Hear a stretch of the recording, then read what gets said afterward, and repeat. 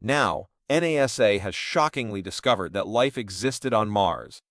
Our ambitions to permanently occupy and use Mars may be altered by this unexpected discovery.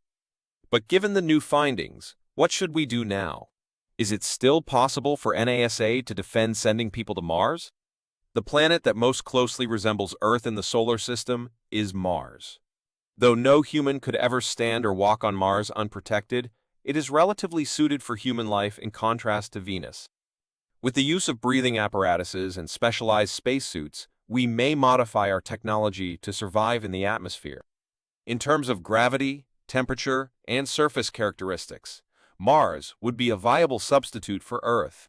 The question of whether a human will ever step foot on Mars must be taken seriously at this time.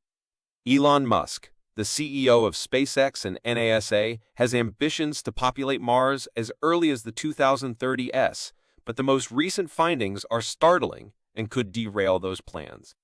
Now, what has NASA found on Mars, and why is it a hard-to-evaluate threat? Is Mars a green planet like Earth? There is no denying that Mars is an intriguing but barren planet. We've just seen rock and a never-ending crimson desert thus far. These research units are thought to be in the forefront of human habitation on Mars, having conducted in-depth analyses of the planet with about 20 probes and stationary vehicles. NASA and SpaceX want to make sure that the astronauts can survive on Mars before sending the first humans there.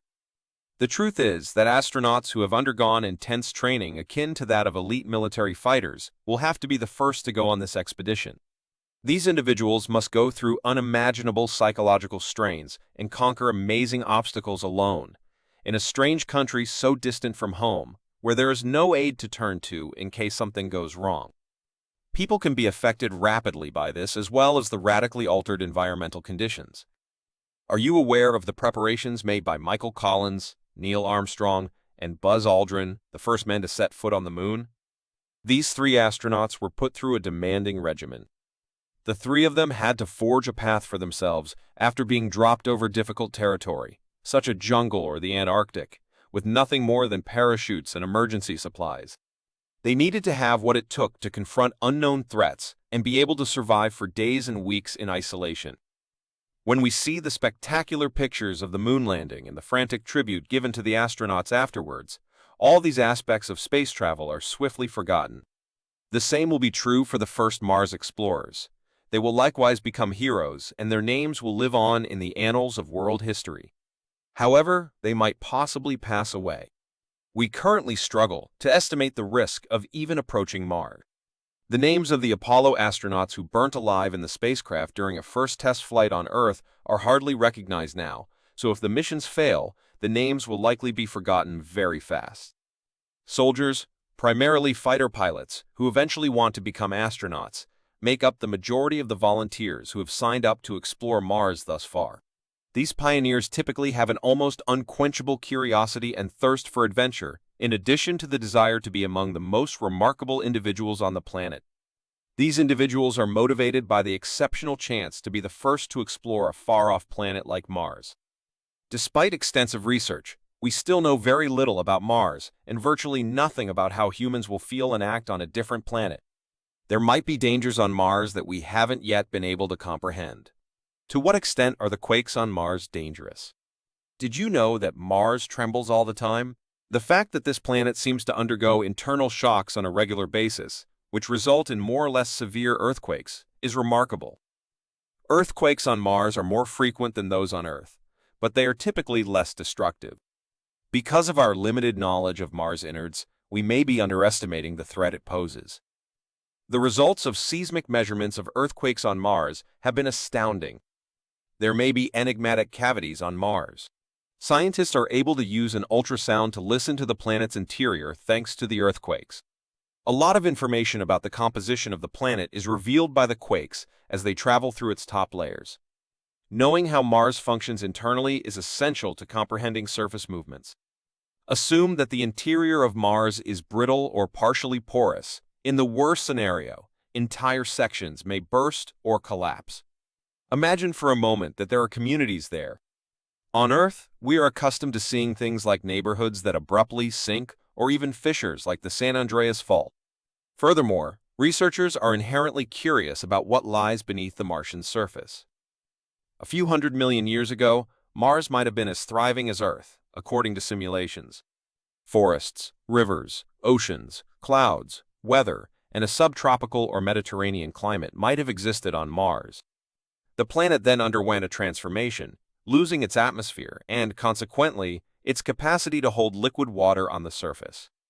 Over time, life gradually vanished, leaving behind just the rocky deserts that are seen today.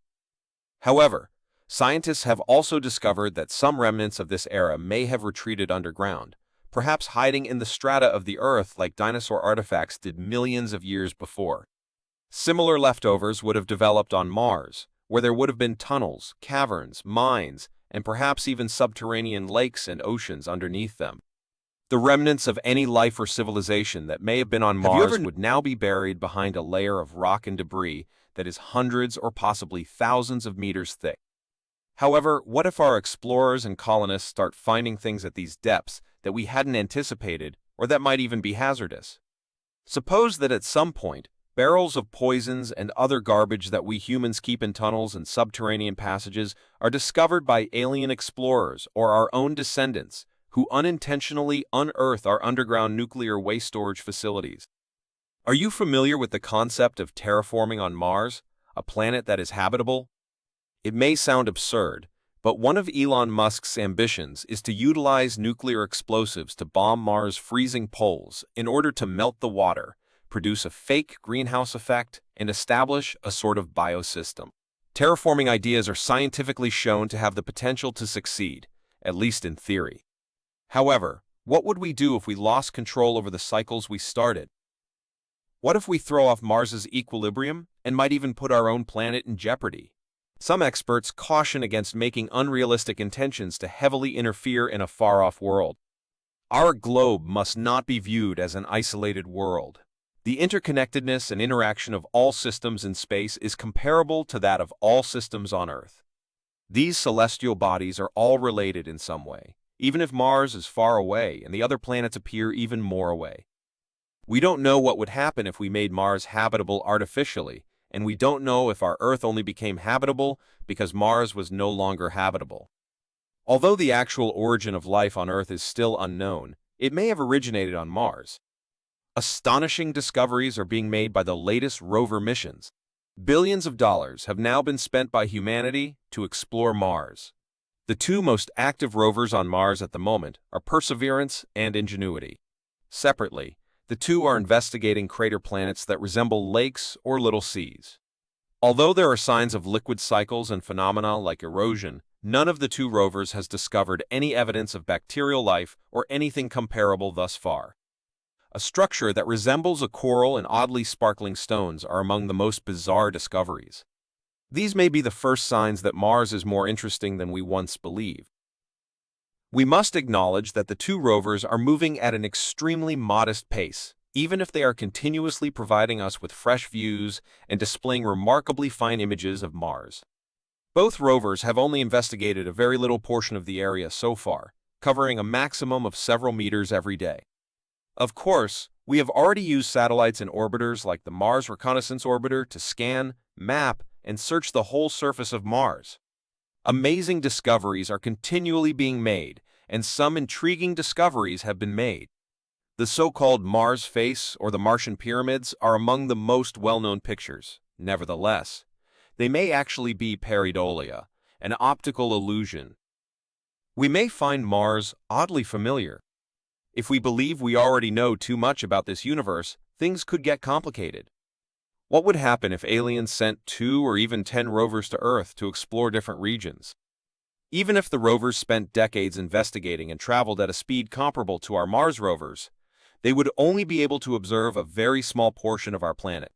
The alien observers would have very little knowledge about our planet overall. Even if satellite scans of the surface would undoubtedly show our cities, towns, natural features, and possibly even our customs, we have a comparable tale about Mars. There is still much to learn about the Martian environment. The relationships and chain reactions that exist in this world are largely unknown to us. The threats are immeasurable and include violent Martian storms, unexpected gas discharges, Martian dust damage, and more. For instance, did you know that moon dust can be fatal?